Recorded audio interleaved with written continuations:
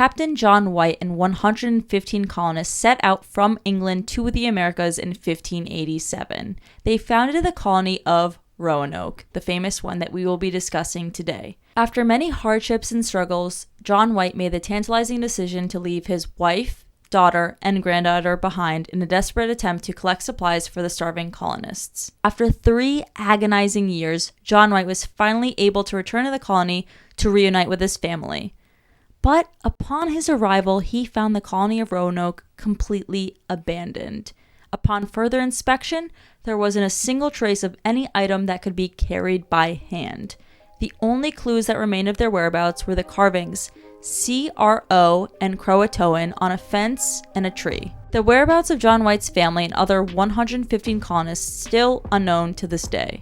But tonight, we are going to take a deep dive into the cauldron and explore the possible fates of these lost souls. May they rest in peace. Let's go, Cauldron Convos. If you are watching on YouTube, I wanted to quickly ask you to consider subscribing to this channel because we will be posting weekly. If you are listening on the audio format, a download, a rating, or subscribe would be greatly appreciated. We are posting episodes every single week on spine-chilling, paranormal, and conspiracy topics to educate you, make you laugh, and also just entertain you. You know, we all need a little things to lighten our day, lighten our load. Ew, that sounds gross. It's important to me that I give you guys value, so please, please, please give me feedback, any advice, any topics that you want to hear from me. I'll be happy to go into and explore. We want your load. Yeah, we need your load. And feel free to send us your feet pics at Cauldron Convos at gmail.com, an email that we need to actually register for because someone might take this before we release it if we forget to get that domain. Free feet ratings. Yes, we will rate your feet, and we will actually Photoshop ourselves sucking on your toes and send it back to you free of charge as long as you order something on my Amazon wish list because Honey needs new tank tops. Specifically if you order the Lego sets on her wish list. Okay, no. After Giovanni de Verrazzano explored the Outer Banks in 1524 and thought it was a shortcut to China, he told King Francis I of France and King Henry VIII of England, though neither of them pursued the matter and decided to explore. However, in 1578, Queen Elizabeth I granted a charter to Sir Humphrey Gilbert to explore and colonize territories in the United States. After Gilbert's death in 1583, the charter was divided between his brother Adrian and half-brother Sir Walter Raleigh, a key player in this story. Sir Walter Raleigh was an English statesman, a soldier, and explorer that was actually one of the Queen's favorites and played a key part in the colonization of North America as a whole. And Raleigh's charter noted that he needed to establish a colony by 1591 or he would lose his right to colonization. As a result, Raleigh, representing the English, made first attempts to settle in North America on Roanoke Island, which, if you don't know where it is off the coast of North Carolina, now Dare County, North Carolina. The Secotan Native Americans who controlled Roanoke Island made contact with the English and established friendly relations. And these first settlers ended up returning to England because of a shortage of food as well as Native American attacks. And when they returned, they spoke actually very highly of these Native Americans. They were friendly, they were hospitable, and they actually got along. They even brought 2 Native Americans with them when they went back to England. And a year later, Sir Walter actually launched his effort to colonize America because he only had a few years left, sending 7 ships and 600 people off and supplies to actually last them a whole year. However, their flagship actually ran aground, so a lot of the supplies fell into the ocean and they were spoiled so they couldn't use them. I don't know how this happens. I don't know how all of these goods were spoiled, but they were. So they ended up sending 500 of the 600 people back to England. So they got all the way there to the Americas, and then they said, actually, because our stuff got spoiled, you gotta turn around and go back. Yeah, they ran aground when they arrived. That must have sucked. They're like, oh, we're here. Yes, my diarrhea has ended. And then they hit their, I gotta go back home. 3 more months of diarrhea. This is horrible. It's really just horrible. As soon as they landed in Roanoke, they actually spoke with the Native Americans there and were given permission to build their colony. That's pretty nice of them. Yeah, I think this backs up the reports that they were quite hospitable. Exactly. They were generous and supported the settlers, but the settlers did need more supplies. The 100 of them didn't have really anything because all of the supplies were spoiled.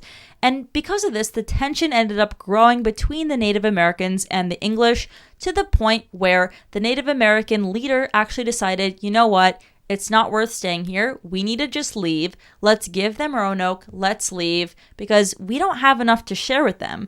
However, the English took this as they're actually leaving so that they could get more Native Americans so that they come here and massacre us. So to get one step afoot of them or one step ahead of them, we need to do that to them. We need to massacre them. And that's exactly what the English did, even though they had no proof that that's what the Native Americans were planning. They just assumed so, killed a bunch of the Native American tribe that was hospitable and generous to them, and they ended up killing them basically all. Somehow, shortly after this whole thing happened where they were massacring the Native Americans, an English-bound fleet was actually passing the colony of Roanoke, and in a rush to abandon the colony, the 100 settlers or so were like, let's leave. We just massacred all these people. We have no supplies. We need to go. Sir Walter did not send us any supplies, so we need to abandon ship. They left so much in a hurry that the 100 people actually ended up only being 97 people on the ship because they left 3 of their people behind.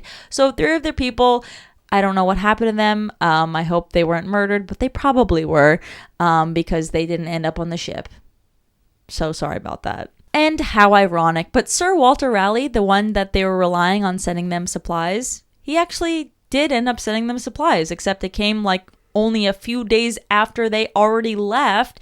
So the reinforcement arrived, but there was no one there. So they just turned back around. They're like, okay, no one needs us, so we're leaving. That's what happened. And then another English fleet ended up stopping at Roanoke. They saw that no one was there. They thought this is such a waste. You know, the English conquered this area. We have a fort or a kind of establishment. Why don't we leave people here? So that's exactly what they did. They ended up leaving 15 of their crew on Roanoke to, like the 3 people, fend for themselves and just deal with it. After this, John White, who was a part of the original 100 people that ended up actually being only 97 people, convinced Sir Walter Raleigh, let's go back, let's colonize. So in 1587, Sir Walter Raleigh sent John White as captain on an expedition to establish the city of Raleigh in Chesapeake Bay. But during the stop to check on those 15 crew members, you know, the ones that they just left a few years before, pilot Simon Fernandez forced John White and his colonists to actually just get off the boat and remain on Roanoke. He's like, I'm not bringing you guys to Chesapeake. I don't care. Get off. This is my boat. I'm a pirate, and that's what it is. Oh, by the way, he was a pirate. He was a Portuguese navigator and also a pirate in a previous time. So I don't know why they sent him there in the first place. Probably because he was on the first mission and second mission to the New World, but still. He's untrustworthy. He just leaves these people behind. One could say, he'd say, treat me like a pirate and give me that booty. Yeah, he was literally like, give me that booty or I'm getting the booty out of here. My booty out of here. You're not going to Chesapeake. Even unless I could Chesapeake that booty. Oh, peek that booty. Okay. It's actually funny because the crown didn't really mind pirates as long as they weren't on the opposing side of the pirates. So as long as they were supporting the pirates, they were getting 20% of the cut of the pirates' goods that they were stealing from other ships. So they were actually fine with it. And just a few days after arriving, Virginia Dare was the first baby born to English parents on North America. Also granddaughter of John White, which is pretty iconic. John White was the leader of the colony, obviously. I said he was tasked by Sir Walter Raleigh to lead this expedition, but he had to go back to England to get more supplies. They realized shortly that they had not enough to last them at all, the 115 colonists. The colonists actually requested specifically that he return to England to go get them some supplies. They're like, you gotta go, we don't have enough, you gotta do it. So luckily, you know, our little pirate man was still by Roanoke. His ship was chilling. He was probably just chilling out there, and John White was like, you know what, we got to go back. I got to get more supplies, and that's what he did. However, when they got back to England, even though they had to make a quick stop in Ireland, but when they did return to England, John White was essentially trapped there for 3 years and didn't return until 1590 because as soon as he got back, a major naval war broke out between England and Spain. So Queen Elizabeth I called on all ships to be used against the Spanish Armada, leaving John White not able to go back to his wife, daughter, and granddaughter, his new little Virginia Dare baby girl. Ew, I hate saying that. So finally, 3 years later, John White is able to go back, make the long voyage across the Atlantic, and see his wife, his daughter, and his granddaughter at last. But 3 years come by, and he's finally walking up onto the shore of Roanoke, and he's calling their names, he's screaming, he's happy to be there, and no one makes a peep. He goes back to the settlement that he developed and was going to be the leader of, and no one was there. Not a single trace of them besides heavy items that were not able to be carried by humans alone. And the only clue John White found was the word Croatoan, as well as the letters CRO carved into a fence post, as well as a tree kind of surrounding the area that their settlement was supposed to be in. He immediately claimed and assumed that this meant that they were safe and sound, as he instructed the colonists to mark an cross if they were in harm and if they had to leave in harm. So because there was no cross, he assumed that they were not in harms, they weren't in danger, and because it said Croatoan, that meant that they would be on the island just about 50 miles south of Roanoke. But to this day, no one really knows what happened to them because there's not enough evidence that they actually ended up going to Croatoan. Now, this same theory that John White claimed, that they just kind of meshed in with the Croatoan tribe, or just Native Americans in general, is the first theory that we're going to be talking about today. So when John White originally returned to the colony, he was planning on sailing to Hatteras Island, which was at the time named Croatoan. And when he was going to do so, a winter storm was actually a brewing, and he was forced to go to the Caribbean. And he was actually unable to go visit the colonists for many years. Yes, so even though he did see the carving on the tree and the fence post, he actually wasn't able to prove that his daughter, granddaughter, or wife were okay living on this island only 60 miles south of Roanoke, where he, sailed all the way to get to. From England. He seems a little bit too comfortable with the fact that he can't find his wife and I know, daughter. There's something wrong with that. I mean, I guess it is shocking if they are just gone when he comes to return. But then again, it's like, wouldn't you try harder to find them in the first place? Yeah, he just seems too comfortable with it, though. He's too comfortable and secure with just saying, declaring they're on this island and they are completely fine and everything's good and dandy and we're just going to continue moving on with their lives. Ignorance is bliss. I guess, but unless there's something more to that, which is what we're going to be talking about. So the thing with John White's claim that they went south doesn't really make sense in some ways because John White did tell people he wrote in his diary that if the colonists were to move anywhere, they were going to be going northwest mainland. They were going to avoid being on an island because the island does not give them the tactical advantage as mainland gives them. One piece of evidence that does not prove John White's theory that they went south, but does support his argument that yes, maybe they were assimilating with a Native American tribe nearby, was that they actually went mainland. So in 2012, the British Museum actually discovered 2 small patches of extra paper on top of a map called La Virginia Pars, which was painted by White himself. And the British Museum discovered 2 pieces of paper, as I said, but under these pieces of paper were stars that signified forts back then. And one of these forts were 50 miles west of Roanoke, the same distance away that the colonists told White they planned to move if, Roanoke wasn't working for them. So a piece of canvas meant that the map maker might have made an error, but it didn't really make sense. Why would a map maker make an error of putting a fort? Why would they just mark a star and be like, oh, whoops, actually there was no fort there? It doesn't make sense. But then upon further investigation, they actually saw invisible ink on top of the canvas in the same invisible ink, signifying that there was a fort, but historians think that this was covered up and put in invisible ink in case the Spanish did confiscate the map. That's some pro moves. Yeah. But invisible ink in the 1500s. I accidentally put the fort there. Let me put another piece of paper and put a star. But I guess it wasn't dumb because no one noticed until how many years ago? 2012? Yeah, he tricked the Spanish for a long time, 500 years. He tricked us all for that long. So after finding this map discovery, archaeologists went to the actual fort and called it Fort X. And they wanted to set out and discover what laid underneath Fort X, or potentially what was Fort X and what fossils or artifacts could they dig up and find. So archaeologists set out to investigate the site in just 2015, and the site was actually close to a Native American village called Metequem.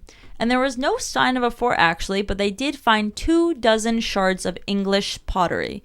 And in 2019, the search continued, which yielded more of these shards and fragments of European pottery, specifically vessels used for food preparation and storage, which they thought signified that there were long-term visitors and residents in this area called Fort X. Now, I would consider that archaeological evidence that there were Native Americans and English people assimilating into one tribe. And an often looked over theory is maybe people wonder why would Englishmen join a native tribe other than just starving. Yes. But potentially disease. If you have a disease because you have no immunity to this new world, you join a native tribe to get medicine.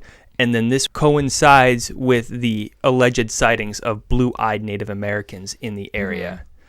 And it's kind of interesting. There was a YouTube comment on a video we were looking over, just doing some research, and it explains how there's European lineage and European names within the local Native American tribes. Exactly. According to William Kelso, Director of Archaeology and Research at Jamestown Rediscovery, he said, "What has been found so far at Site Y in Bertie County appears to me to solve one of the greatest mysteries in early American history, the Odyssey of the Lost Colony." So there are a lot of archaeologists that want to claim the same thing as William Kelso, that the pottery automatically proves that they found, or they discovered, the mystery behind Roanoke, that they actually just assimilated into this specific area. However, not all archaeologists believe this theory. Charles Ewan, an archaeologist at East Carolina University, told National Geographic, "I am skeptical. They're looking to prove rather than seeking to disprove their theory, which is the scientific way." The co-founder of the Croatoan Archaeological Society, Scott Dowson, said, "Bertie was the heart of enemy territory. It is the last place they would go. The colony literally wrote down that they relocated to Croatoan." So he doesn't believe this as well. So there are clearly opposing views from these archaeologists and historians of if it was in Bertie, if it was in Croatoan. No one really knows. And I don't think that the pottery, just because it was there in this location that was on the map, I don't think that necessarily proves that that's where all of the colonists went. Maybe one or two, or maybe the Native Americans took their food and brought it with them. Or Who they knows? just raided the camp and stole all of their pottery. Exactly. And some historians and archaeologists claim that it is possible that the colonists split up. But just thinking about it theoretically, maybe I'm just not as adventurous as the 115 colonists, but I would never split up from a group. I would, if I was in a place that I knew nothing about, if I was surrounded by potential enemies, potential weather that I did not know what it was going to be like, no food. Potentially sick. Yes, and I knew that other people that settled here were murdering the natives.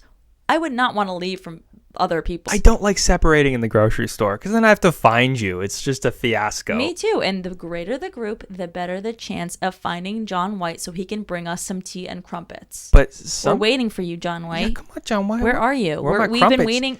I've been wanting crumpets all my life. I want my crumpets. I've been waiting for you for 3 years. I have no tea, John White. Worst accent John ever. White, where's my tea? Over the last 11 years, researchers have actually dug up thousands of artifacts on Hatteras Island, as well as documented by the Croatoan Archaeological Society, and they show a clear mix of Native American and English pieces as well. This team found copper rings, sword handles, earrings, a Nuremberg token, writing slates, and glass. And it all dates back to the time of the Roanoke colony, so who knows? Maybe they were there, maybe they were somewhere else. An often overlooked theory is that disease could have wiped out the colonists, but not in the conventional way where a disease would have just killed everybody, but in the way that the disease spread throughout the colony and they reached out to the local Native American tribes to seek medical attention. And when they do so, it would subsequently split up the colony, leading to maybe some dying, some going to this tribe, some going to that tribe. This backs one of the theories that there were blue-eyed Europeans in Native American tribes. Now, just because I am a genetic testing fan myself, part of the same theory that they assimilated into the Native Americans and, had children and moved on with their happily ever lives, scientists have been trying to use DNA to tell if there is a genetic link between the colonists and Native American descendants. And you can Google this and you can read all about it. But essentially, in the end, as of 2019, and I'm assuming as of today because I've researched it and nothing else came to be, the project has yet to identify any living descendants of the Native Americans as well as the colonists. So they tried to prove whether or not there are people that are linked to both the Native Americans in the area as well as the colonists from England. But they do not have any of the 430-year-old bones to prove this at all or find anyone that was descendants of these people. So the theory is kind of like, put to poop until they find bones. Put the poop. Gotta send those dogs out there. Throw the Clifford, poop in the cauldron. You there? Clifford? In the early 1600s to middle 1700s, European colonists actually claimed to have met gray-haired Indians, as you were talking about, who claimed to have been descended from white settlers. In 1696, French Huguenots left records of meeting blonde-haired, blue-eyed Indians soon after their arrival along the Tar River.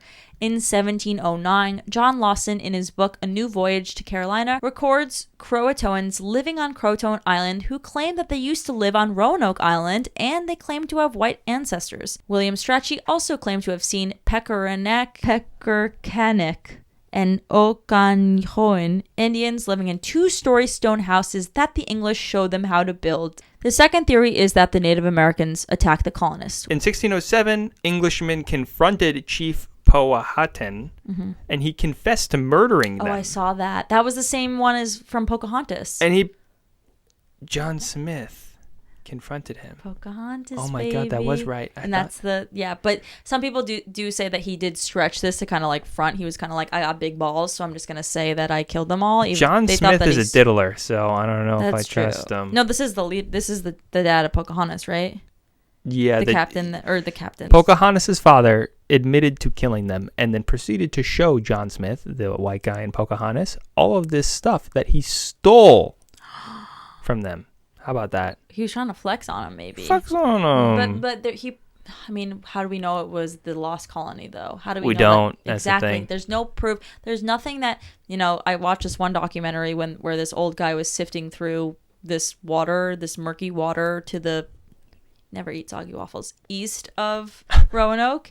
And basically he was like, I'm just looking for Virginia Dare's little pinky ring. Pinky ring, not the finger. That would be gross. He's looking for a pinky ring that was personalized. This is why everyone needs to wear personalized jewelry. Please wear your initials on your jewelry in case you were ever lost in a colony and people needed to prove where you were, because that would help tremendously in this situation. Thank you for the Out PSA. Of 115 people, not one person had something that was personalized. Hello, you have no embroidered notebook? You have no fur coat with your little stinky smell in it? Or bones? I don't know. This is 2022. The fact that they don't know what happened to this colony in 90 something?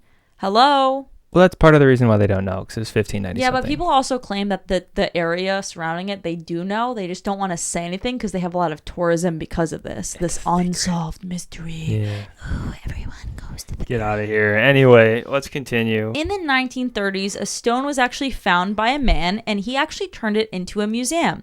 And it was written by Eleanor Dare, the daughter of John White, a.k.a. the mother of little Virginia Dare, the baby that was the first English-born baby in the North Americas. And on this stone, she detailed that half of the colony was wiped out by Native Americans, and then another % was taken captive, and only, I believe, 7 remained to be fine, including herself. That was on one side. I have the actual inscription. It says, All right, Anais Dare and Virginia went hence unto heaven, 1591. Anye Englishman Shoe, John White, Governor Via. Oh, no. That was on one side. And then I think the other side just said, 7 people left. Everyone else got capped. So after this original stone was proven to be real in 1937 by a Harvard professor, 47 more stones were located, which dated from 1592 to 1599. A stone dated to 1592 stated that the survivors of the Roanoke colony are safe and living happily in the Nahotchee Valley in Georgia. Another dated to 1598 stated that Eleanor Dare was married to a local chief and had given birth to his daughter, and that she wished that her father were to take that daughter back to England, and they were very upset with that. How about that? After this discovery of the stones, they were brought to the Smithsonian Institute to be examined by a Harvard professor, and the professor declared that the stones had some degree of authenticity. However, in 1941, the stones had been exposed as forgeries. Oh, no. Later in 2015, there was a documentary produced by the History Channel that did an in-depth study of the stones, to which a team of archaeologists did manage to authenticate the first stone, which is the one that claimed that there were only 7 people left and that What's-Her-Face died. The first one, yep. Yeah. However, they did find that the other ones were hoaxes, the 47 other stones. So I wonder why they would prove that all the other ones were hoaxes, but the first one was real. Like, Yeah. I wonder what was different. Well, they came to the conclusion that the 47 additional ones were carved with a drill. They didn't. Oh, I They did see didn't that. I have forgot those. about that. All we know is the first stone seems to be legit according to these people. I don't know, though. Like, how do these people authenticate a stone? I say the first stone is a PSA 10, perfect condition. Like, how did what's her face? I think Eleanor they carve look. it? So some of the damning factors was it was in the correct language, using the correct tools, yeah. and dated to the correct time. What tools were they using? I don't know. A Like chisel. her teeth? Eleanor Dare's body was found with no teeth because she was chewing on stones. Another theory is that they tried to sail back to England alone when they realized that they were running low on supplies, and they got lost at sea, but that wouldn't really explain the writing on the tree. Why wouldn't they write something like ENG or England or home? We're going back home. Or why wouldn't they write literally anything more than just CRO or Croatoan? And like the odds of 115 people and not one of them thought to leave any more clues than just that. Like there were 115 people. You think one of them were to be like, all right, let me like leave a letter. Right? 100%. They didn't find it, but... I think they left not consensually. Ooh. Based on just the lack of Yeah. evidence. I mean, they did say they're going to Roanoke. I mean, they could have gotten sick or something, but I think something bad happened. Me too. Another theory of something bad happened was cannibalism. That there were like accounts of cannibalism in the past or in Jamestown afterwards. This kind of ties into a Native American theory. Native Americans are very spiritual individuals, and they still are, and they believed in a creature called the Wendigo, which is a spirit that consumes the person once you eat human flesh. At least that's this version of the Wendigo. I've heard many different versions. That's what they're saying. Another spirit, which is a little bit more spiritual, a little bit more with one with the land, is a spirit that basically punishes people for pillaging the land. So say the colony of Roanoke, they took all the resources from the land, gave nothing back. The spirit turns people into trees and rocks and things around it. Yeah. Spooky. A little bit more out there, but... I did see other out there kind of theories, like maybe UFOs took get them. out of here. They got maybe probed. they were possessed by witches. Maybe they were witches. If they're You never doing probes at Roanoke, I'm going to be there tomorrow. Yeah, I was there yesterday, actually. It was quite dandy for me. Well, it's funny you said witches because they thought that the Native Americans thought that witches lived in those woods. Yeah. Which along is with pretty the reptilian spooky. devil. Holy smokes, it's like the Blair Witch Project. Ooh. Did you talk about the reptilian I devil? did not talk about the reptilian devil, but another evil spirit believed by the Croatoan is a reptilian devil of the woods. It is a spirit that could attach itself to people that would make them violent, greedy, and paranoid. And the Croatoan believed that the spirit possessed the settlers when John White left for England, when they began to turn on themselves. As a result, there are a lot of societies, foundations that are trying to investigate what happened to the lost colony of Roanoke. However, there's not enough concrete evidence, at least in my opinion and a lot of historians' opinions, to declare what actually happened to them. But we hope that it does come out as long as we're alive, because I would like to know. It's very interesting. Yeah, I just want to make something abundantly clear. I feel like we've been very accusatory of the Native American tribes and saying, oh, they ate them, oh, this, that, or that. You read that online, but there is zero evidence that any of the tribes in the area partook in cannibalism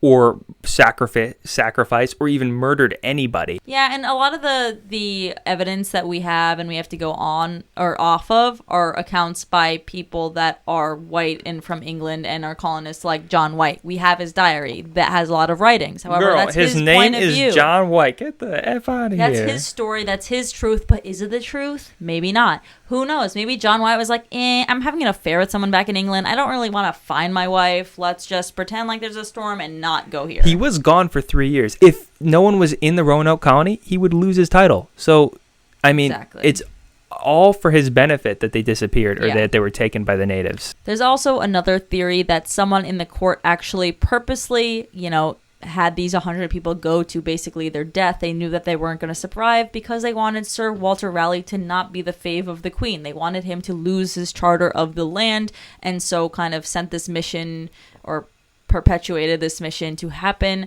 However, that's just another theory. There's so many theories and we can't really conclude what happened, but nonetheless, I hope you guys enjoyed listening to our takes on these theories, our research, our collection of the theories. I hope you guys liked it. If you did, make sure to subscribe to this YouTube channel. If you're listening on audio, make sure to subscribe to the podcast. Give it a rating if you feel inclined to do so. And make sure to come back every single week because we're going to do something spooky. We're going to do some conspiracy stuff, maybe even true crime. We don't know yet, but we're going to be consistent. We're going to post weekly and we're going to be here in high quality for you guys because this is our passion and we love what we do.